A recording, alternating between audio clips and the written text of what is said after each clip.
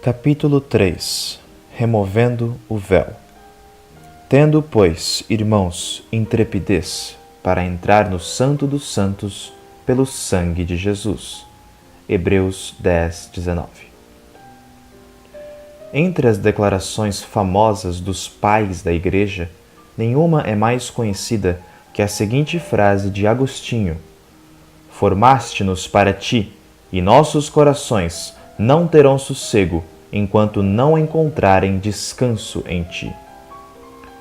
Esse grande santo do passado nos dá, em poucas palavras, a origem e a descrição interior da natureza humana. Deus nos fez para si. Essa é a única explicação que satisfaz ao coração de qualquer homem racional, não importa o que diga sua razão mal orientada. Se uma educação defeituosa ou um raciocínio deturpado levarem um homem a pensar diferentemente, não há quase nada que um cristão possa fazer em seu favor. Para tal pessoa, eu não tenho mensagem. Meu apelo é lançado àqueles que já aprenderam isto sozinhos, instruídos pela sabedoria que vem de Deus. Dirijo-me a corações sedentos, cujo anseio foi despertado pelo toque divino, de modo que não necessitam das provas da razão. Esta intranquilidade interior é toda a prova de que precisam. Deus nos criou para si. O catecismo abreviado, preparado pela Augusta Assembleia de Reverendos em Westminster, conforme dizia a antiga cartilha da Nova Inglaterra, lança as antigas perguntas: que e por quê? E responde-as com uma frase dificilmente igualada na literatura evangélica. Pergunta: qual é a principal finalidade do homem? Resposta: a principal finalidade do homem é glorificar a Deus e gozar de comunhão com Ele para sempre. Com isso, concordam os 24 anciãos que se prostraram de rosto em terra para adorar aquele que está vivo para todo o sempre, dizendo: Tu és digno, Senhor e Deus nosso, de receber a glória, a honra e o poder, porque todas as coisas tu criaste. Sim, por causa da tua vontade vieram e foram criadas. Apocalipse 4:11. Deus nos criou para seu prazer e nos formou de modo que nós, juntamente com Ele, possamos em divina comunhão usufruir daquela doce e misteriosa união de personalidades gêmeas. Sua finalidade foi que o víssemos e vivêssemos com Ele, captando a vida de seu olhar. Nós, porém, participamos daquela revolta horrenda a que se refere Milton ao descrever a rebeldia de Satanás e suas hostes. Rompemos com Deus. Deixamos de obedecê-lo e amá-lo, e, por nos sentirmos culpados e temerosos, estamos sempre fugindo da sua presença. Todavia, quem pode fugir da presença de Deus quando o céu e até os céus dos céus não podem contê-lo? Quando, conforme testifica a sabedoria de Salomão, o Espírito do Senhor enche o mundo, a onipresença do Senhor é uma verdade, um atributo de sua perfeição. Sua presença manifesta é outra, inteiramente diferente, e desta presença é que temos fugido, à semelhança de Adão, ocultando-nos entre as árvores do jardim, ou como Pedro que recuou protestando: Senhor, retira-te de mim, porque sou pecador. Lucas 5:8.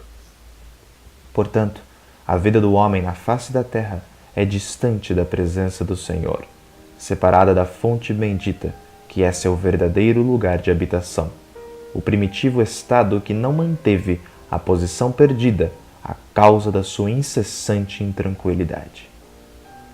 Toda a obra de Deus na redenção tem por finalidade desfazer as trágicas consequências dessa calamitosa rebelião, levando-nos de volta a um relacionamento correto e eterno com Ele. Isso exigia que o problema do nosso pecado fosse resolvido de modo a satisfazer a justiça, para que pudéssemos ser plenamente reconciliados, e nos fosse aberto o caminho para voltarmos a uma comunhão consciente com Deus, a fim de vivermos novamente em Sua presença. Assim, através da atuação do Espírito Santo em nosso íntimo, Deus desperta em nós o desejo de voltar para Ele. Isso se faz sentir inicialmente pela falta de paz em nosso coração, o qual passa a experimentar um profundo anseio pela presença de Deus, e então dizemos a nós mesmos: levantar-me-ei e irei ter com meu Pai. Lucas 15:18. Esse é o primeiro passo, e conforme disse o sábio chinês Lao Tse, uma viagem de 1000 milhas começa com o primeiro passo. O processo de retorno da alma dos áridos desertos do pecado para a presença de Deus é representado de maneira sublime no tabernáculo do Velho Testamento. O pecador entrava primeiramente no átrio exterior, onde oferecia o sacrifício com o sangue sobre o altar de bronze, e se lavava em um grande vaso que ficava nas proximidades.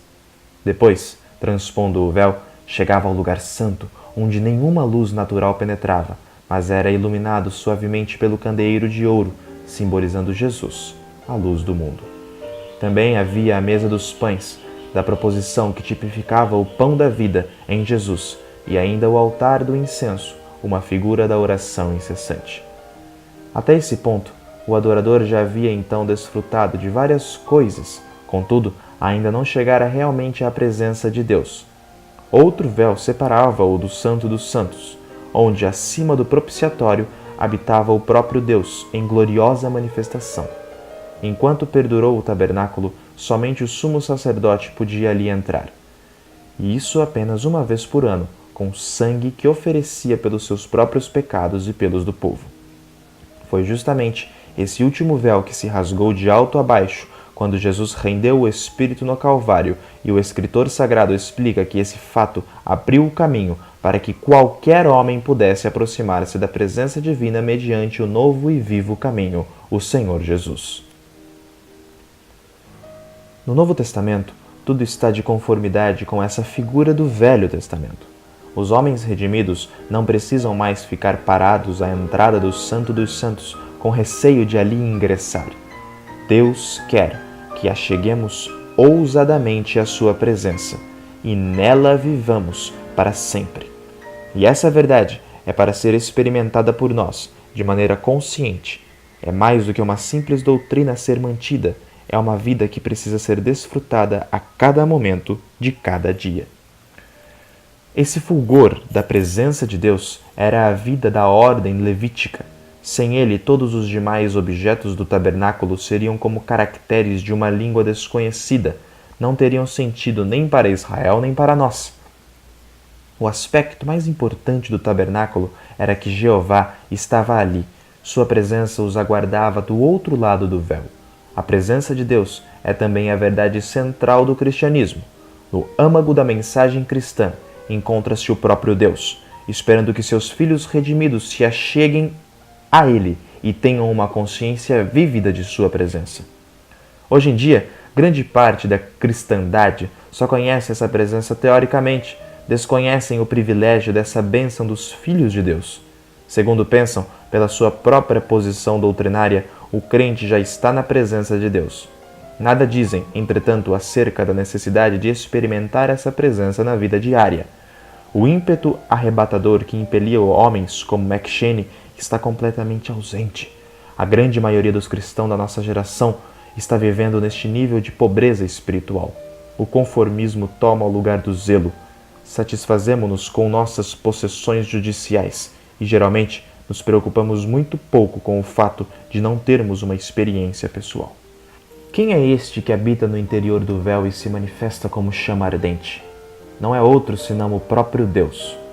Um Deus, Pai Todo-Poderoso, Criador do céu e da terra e de todas as coisas visíveis e invisíveis. E um Senhor, Jesus Cristo, unigênito, Filho de Deus, gerado pelo Pai, antes de todos os séculos, Deus de Deus, luz da luz, verdadeiro Deus de verdadeiro Deus, gerado, não feito, de uma só substância com o Pai, e o Espírito Santo, Senhor e vivificador que procede do Pai, que com o Pai e o Filho conjuntamente é adorado e glorificado.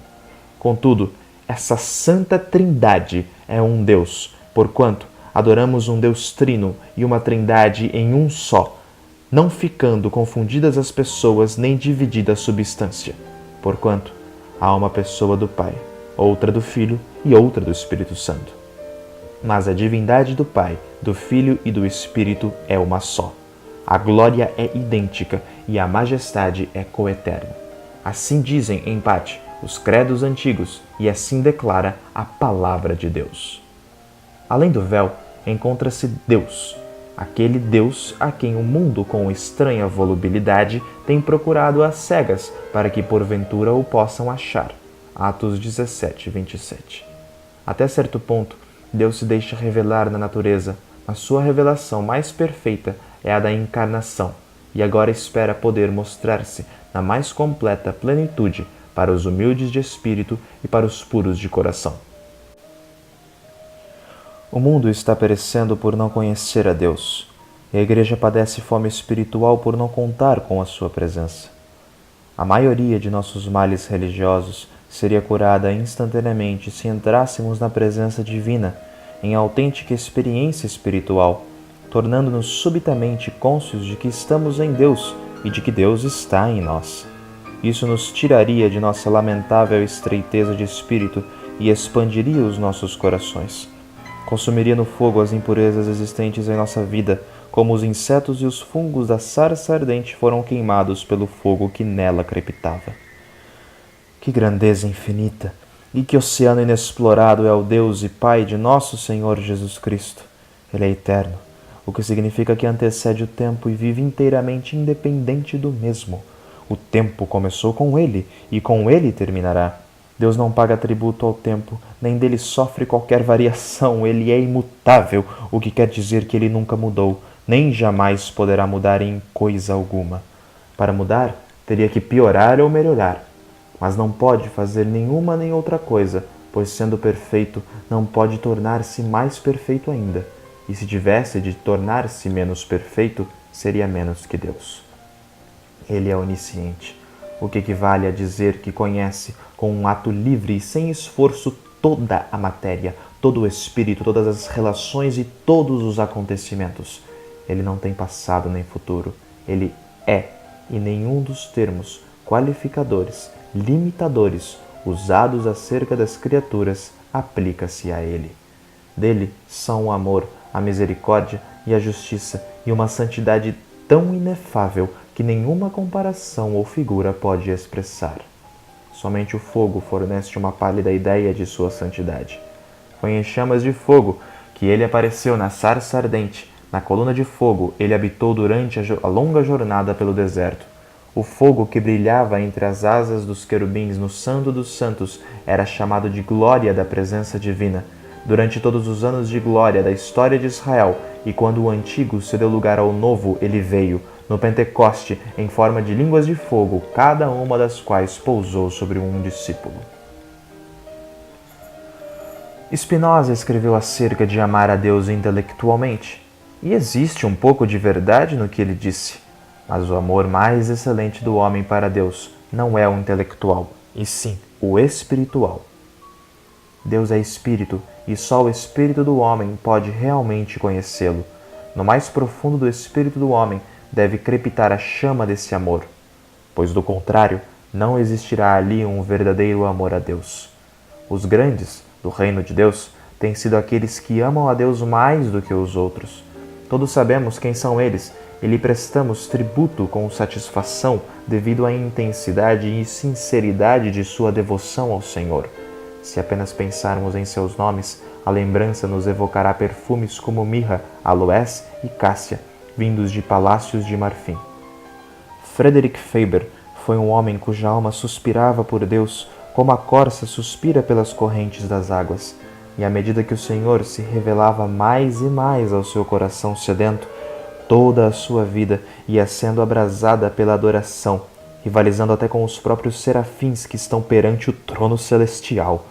Seu amor a Deus se estendia igualmente às três pessoas da Trindade, mas parecia dedicar a cada uma delas um tipo especial de amor.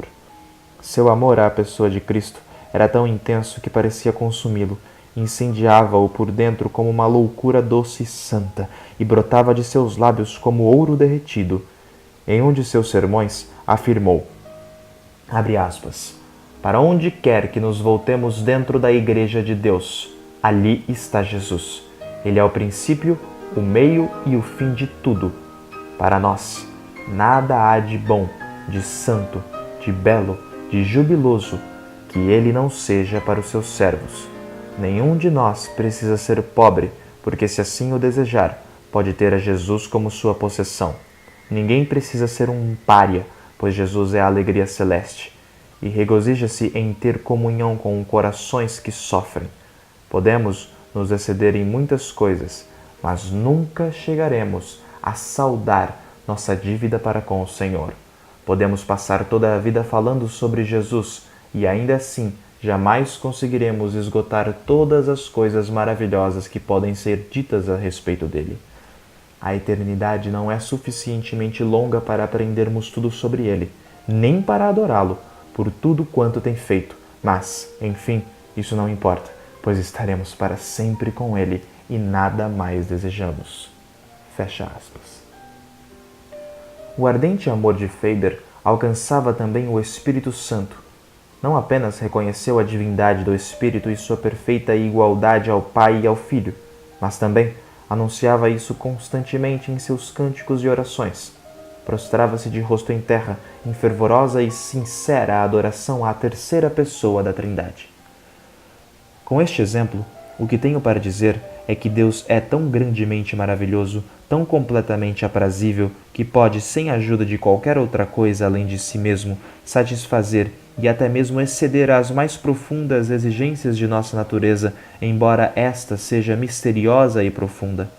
A adoração que Faber conhecia de experiência, e seu nome é apenas um entre muitos que ninguém pode numerar, jamais será experimentada por nós se a buscarmos apenas através do conhecimento doutrinário de Deus. Os corações que estão cheios de amor a Deus são os que se demoram na presença divina e contemplam de olhos bem abertos e atentos a majestade do Senhor. Os homens cujo coração abriga tal amor possuem uma qualidade especial que os torna desconhecidos ou incompreendidos pelos outros. Geralmente, falam com grande autoridade espiritual. Tendo estado na presença de Deus, anunciam o que viram ali. Eles têm sido profetas e não escribas, pois o escriba fala do que leu, mas o profeta fala do que viu. Essa distinção não é artificial. Entre o escriba que lê e o profeta que vê, há uma diferença tão vasta quanto o mar. Em nossos dias abundam os escribas ortodoxos, mas os profetas, onde estão eles? A voz dura do escriba fala de princípios e leis, mas a igreja espera pela voz terna do santo que penetrou além do véu e contemplou com os olhos da alma a grandeza de Deus. Lembremo-nos, porém, de que penetrar além do véu é reivindicar uma experiência sensível e viva com a presença do Senhor. É um privilégio outorgado a todos os filhos de Deus. Uma vez, tendo sido removido o véu com a morte de Jesus e nada mais restando da parte de Deus que possa impedir-nos a entrada, por que nos demoramos ainda do lado de fora? Por que consentimos em habitar todos os dias de nossa existência do lado de fora do Santo dos Santos e nunca penetramos ali para contemplar a Deus? Ouvimos o noivo dizer: "Mostra-me o teu rosto, faze-me ouvir a tua voz, porque a tua voz é doce e o teu rosto é amável." Cantares 2,14. Sentimos que o chamado é para nós e, contudo, não queremos nos aproximar, e os anos se passam e envelhecemos e ficamos exaltos nos átrios exteriores do tabernáculo. O que nos impede de entrar? A resposta que geralmente se ouve, de que simplesmente estamos frios, não esclarece os fatos. Há algo que é muito mais sério do que a frieza de coração. Há algo que pode estar por baixo desta frieza e que talvez seja a sua causa. O que é? Que poderia ser senão a presença de um véu em nossos corações, um véu que não foi retirado com o primeiro, mas que continua ali, barrando o caminho da luz e escondendo de nós a face de Deus. Trata-se do véu de nossa antiga e decaída natureza, que continua bem viva em nosso íntimo, sem ser condenada, sem haver passado ainda pela crucificação e pelo repúdio total. Trata-se do véu compacto de uma vida egocêntrica que nunca quisemos realmente conhecer como tal, da qual intimamente nos sentimos envergonhados e por isso mesmo nunca a trazemos perante o tribunal da cruz. Esse véu escuro não é por demais misterioso, nem é difícil de ser identificado. Temos tão somente de sondar nosso próprio coração e o acharemos ali, costurado, remendado e consertado. Talvez mas sempre presente, um inimigo de nossa vida, um verdadeiro obstáculo no caminho de nosso crescimento espiritual. Sei que esse véu não é nada bonito, nem tampouco nos agrada a falar a respeito dele. Dirijo-me, porém, às almas sedentas que estão resolvidas a seguir a Deus e creio que elas não retrocederão somente porque o caminho temporariamente as levará por montes sombrios. O seu anseio por Deus afirma que continuarão à procura do Senhor, enfrentarão os fatos por mais desagradáveis que sejam e suportarão a cruz em face da alegria que lhes está proposta. Por isso, animo-me a apontar os fios que formam a textura desse véu da alma. Esse véu escuro foi tecido com os fios sutis da vida egocêntrica e dos pecados do espírito humano que sempre se manifestam conjuntamente. Não se trata de algo que fazemos, e sim daquilo que somos, e é justamente nisso que residem tanto a sua sutileza como a sua força. Falando de maneira mais específica, os pecados do eu são justiça própria, autocompaixão, autoconfiança, autossuficiência, autoadmiração, amor próprio e todo um exército de outros defeitos da personalidade semelhante a esses. Esses pecados se estabelecem no íntimo de nosso ser e são parte integrante de nossa natureza, e de tal maneira que só temos consciência deles quando a luz de Deus incide sobre eles. As mais graves manifestações desses pecados, o egocentrismo, o exibicionismo, a autopromoção, são extremamente toleradas em líderes evangélicos, até mesmo de círculos impecavelmente ortodoxos. De fato, são pecados que têm recebido tal evidência que muitos chegam a identificá-los com o Evangelho. Espero não estar fazendo uma observação cínica quando afirmo que, em nossos dias, eles parecem ser um requisito para a popularidade de alguém em certos círculos da igreja visível. A autopromoção é guisa de se fazer promoção de Cristo. Atualmente, é algo tão comum que nem mais chama a atenção. Seria de se supor que o fato de conhecermos devidamente as doutrinas da depravação humana e da justificação pelos méritos de Cristo, por si só, seria suficiente para libertar-nos do poder dos pecados do ego. Mas esse conhecimento não produz o efeito esperado. O nosso ego continua inabalável a reinar no trono do nosso coração. Ele pode até ver o cordeiro imolado, que mesmo assim não se deixa abalar. Pode combater pela fé evangélica e pregar com eloquência a salvação mediante a graça, mas isso só lhe aumenta as forças. Para dizer a verdade, parece que se fortalece na doutrina e sente-se mais à vontade em uma igreja do que em um bar. Nosso próprio desejo de buscar a Deus pode fornecer-lhe condições excelentes para que cresça e se desenvolva. O ego é o véu sombrio que oculta de nós a face de Deus. Só pode ser removido através de uma experiência do Espírito, nunca por meio de instrução intelectual. Seria como tentar expelir de corpo a lepra por meio de instruções médicas. É necessária uma operação de extermínio realizada por Deus para que sejamos libertados. Devemos deixar que a cruz realize sua obra mortificadora em nosso íntimo. É mister que levemos à cruz os nossos pecados de egocentrismo. Devemos preparar-nos para sofrer uma prova semelhante, de certo modo, à experiência pela qual passou o nosso Salvador, quando se achava na presença de Pôncio Pilatos. Não esqueçamos isto. Quando se fala em rasgar o véu, fala-se figuradamente, e a ideia se nos torna poética e quase agradável. Em realidade, entretanto, nada há de agradável nisso. Na experiência humana, esse véu é feito de um tecido espiritual vivo, compõe-se da substância sensível que também permeia todo o nosso ser, e tocar no mesmo é tocar em nosso ponto mais doloroso. Rasgá-lo é despedaçar-nos, é ferir-nos, é fazer-nos sangrar. Falar de modo diferente é fazer com que a cruz nem seja cruz, que a morte nem morte seja. Nunca foi divertido morrer. Despedaçar o tecido delicado e suscetível de que consiste a vida jamais poderá dar-nos outra sensação que não a de dor aguda e profunda. Não obstante, foi justamente isso que a cruz fez a Jesus, e é o que a cruz fará a todo filho de Deus que quiser ser liberto do eu. Tenhamos o cuidado de não subestimar a importância da vida espiritual, achando que nós mesmos podemos rasgar o véu. Deus é quem deve fazer tudo em nosso lugar. Nossa parte consiste em ceder e confiar. É necessário que confessemos, abandonemos e repudiemos uma vida autodirigida e passemos a considerá-la crucificada. Urge, entretanto, distinguir entre uma aceitação ociosa e uma verdadeira operação de Deus. Devemos perseverar até que a obra seja realizada. Não ousemos nos contentar com uma doutrina certinha de autocrucificação. Isso seria imitar a Saul, que poupou as melhores ovelhas e vitelas. Lutemos para que a obra seja realmente efetuada, e assim sucederá. A cruz é rude e mortal, mas também é eficaz. Não conserva sua vítima ali dependurada para sempre. Chega o momento em que sua obra termina e a vítima morre. Após isso, vem a ressurreição, em glória e poder, e a dor é esquecida, em face da alegria de haver sido removido o véu e de termos numa experiência real do Espírito chegado até a presença do Deus vivo. Senhor, quão excelentes são os teus caminhos, e quão enganosos e tenebrosos são os caminhos do homem. Mostra-nos como se morre para que ressuscitemos em novidade de vida. Rompe o véu de nossa vida própria, de alto a baixo, como fizeste ao véu do templo. Queremos chegar perto de ti, em plena certeza de fé.